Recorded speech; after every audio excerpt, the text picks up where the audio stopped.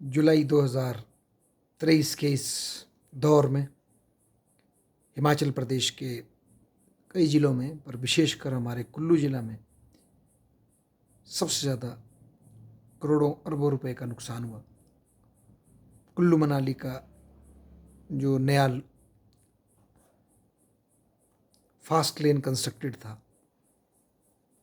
वो wash away हो गया, एक पॉइंट से बह गया।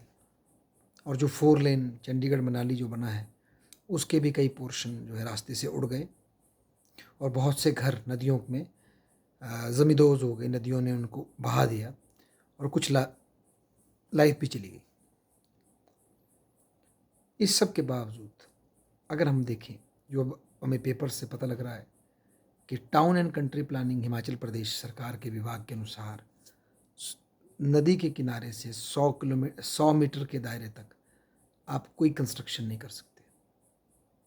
पर over the period of time बार बार नदी के किनारे में लोग बिल्डिंग्स खड़ी हो जाती है और विभाग उसको चेक नहीं कर पाता है। और फिर जब इस तरह की बाढ़ें आती हैं तो उसमें नुकसान होता है जान माल का। और ये हम बार बार सिचुएशन फेस करते हैं।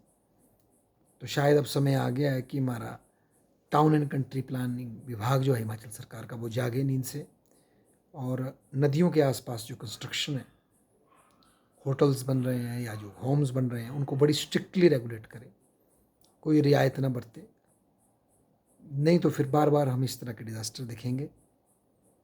ना केवल होटल और बड़ी कंस्ट्रक्शन होती है, बल्कि गरीब लोग भी अपनी झुग्गियाँ लेकर नदियों के किनारे बैठ जाते हैं। कुछ लोग कच्चे मकान बना देते हैं, फिर पॉलिटिकल नेक्सस से और ज़रूरत के कारण उनको पक्का कर दिया जाता है, फिर वो बह जाते हैं, फिर न्यूज़ बन जाती है, उनकी जान माल का खतरा हो जाता है। तो ऐसे में हमें, अगर ऐसे लोग बसाने भी है तो नदियों में ना बसाए जाएँ, 100 मीटर के दायरे से बाहर बसाए जाएँ। हमें नदियों के दायरे का सम्मान करना पड़ेगा, जो लॉ बना है उसका सम्मान करना चाहिए और स्ट्रिक्टली 100 मीटर के उसको अब कोशिश करनी चाहिए। जो बिल्डिंग बन चुकी है उनके भी फेज़ आउट का नॉर्म्स बनना चाहिए कि कितनी जल्दी ये टूटनी है, और जो नई है वो अब ना बने। कोई बनाता है तो उस तरह से फ़ाइन उस पर इम्पोज़ हो। और अन्यथा ये बहुत बड़ा डिज़ास्टर की तरफ हम जा रहे हैं। 5 एक साल में हम भूल जाएंगे, फिर दोबारा 10 साल में एक फिर डिज़ास्टर होगा, फिर रोएंगे हम। और सबसे बड़ी बात, जब हम 4 लेन बनाते हैं, घर बनाते हैं, हमें अपनी नेचुरल ट्रेन, अपनी नेचुरल जियोलॉजी को देखना चाहिए, ज्योग्राफी को देखना चाहिए, रिवर के फ्लो को देखना चाहिए।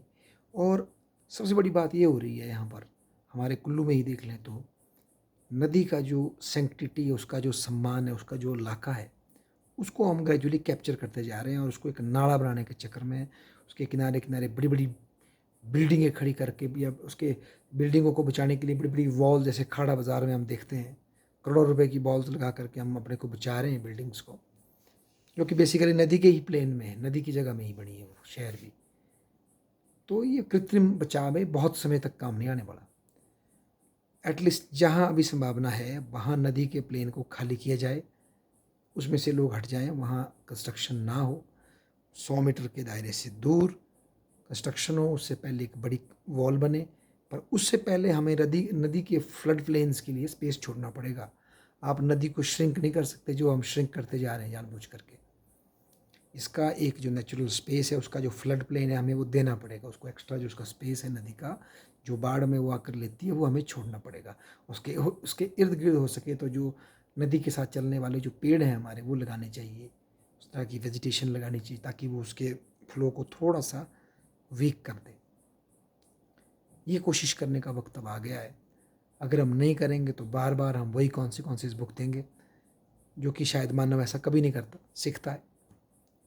और इसमें मेरा एक प्रश्न और भी है, चिंतन ये भी है, सोचिए, अगर ये तो सिर्फ नदी के साथ नुकसान हो, अगर कहीं 7 या 8 स्केल का भूकंप आ जाए, उसके जो झटके लगेंगे और उससे जो हमारी सड़कें और ज़्यादा ख़राब हो जाएंगी, एक झटके से कनेक्टिविटी ख़त्म हो जाएगी, और जो घर हैं हमारे वही हमारी लाशों का कब्र बन जाएंगे, चाहे नदी के पास हो चाहे नदी के दूर हो। तब हम कैसे झेलेंगे उस डिज़ास्टर को? इसके लिए हम तैयार नहीं हैं, बिल्कुल नहीं। अगर ऐसा डिज़ास्टर कोई आता है भूकंप के साथ, तो फिर जो तांडव होगा वो हम सोच भी नहीं सकते। ये तो कुछ भी नहीं। इसमें भी टाउन एंड कंट्री प्लानिंग को अपने नॉर्म्स को स्ट्रिक्ट करना पड़ेगा। एटलीस्ट जो नए घर बन रहे हैं, क्या वो भूकंपरोधी बन रहे हैं? क्या उनकी टेक्निक भूकंपरोधी है? क्या टाउन और कंट्री प्लानिंग का कोई व्यक्ति वहाँ जाकर चेक करता है कि ये घर जो है भूकंपरोधी है? एटलीस्ट हमें ऐसे एक्सपर्ट्स की राय लेकर के जो भी घर बन रहे हैं उनको भूकंपरोधी बनाना चाहिए, नए घरों को, ताकि एटलीस्ट जो नए घर बन रहे हैं उसमें रहने वालों की तो जानें बच सकें, पुरानों की ना बचे तो। और जो पुराने घर हैं उनकी इंस्पेक्शन हो, कौन कितना पुराना है, उसको कब तोड़ना है, उसका फिक्स हो। और जो घर नए हैं पर सेफ नहीं है उनके बारे में मकान मालिकों को बता दिया जाए, भाई ये तुम्हारा रिस्क है, आप देख लो। एटलीस्ट सोसाइटी को अवेयर तो किया जा सकता है। ये रह गई सिर्फ एक मॉक ड्रिल। भूकंप में भाई तैयार हो जाओ, बैग बुक बच्चों पकड़ लो सर पे, छुप जाओ, ये देखो आज 11 बजे भूकंप हम लाएंगे, आप भागने की तैयारी करो। इस तरह की फेक ड्रिल्स रहेगी जो फेक होती है कि भाई अब ये मॉक ड्रिल शुरू करो, 11 बजे भूकंप है। ऐसा कभी रियल लाइफ में होता है? तो बहुत बुरी हालत है हमारे हिमाचल की। आने वाले समय में सबसे बड़ा शत्रु हिमाचल का नेचुरल डिजास्टर ही होगा। एक तो रिवर का तांडव हमने देख लिया, भूकंप का तांडव जब आएगा वो अद्वितीय होगा। तैयार बिल्कुल नहीं हम, इससे भी वर्ष होगा, क्योंकि वो सिर्फ नदी के किनारे नहीं, वो हर पहाड़ पे जाके होगा। और फिर जो हमारे लिंक्स टूटेंगे और कितने दिन हम भूखे मरेंगे, क्या हमारे साथ होने वाला है, ये हमें सोचने की ज़रूरत है।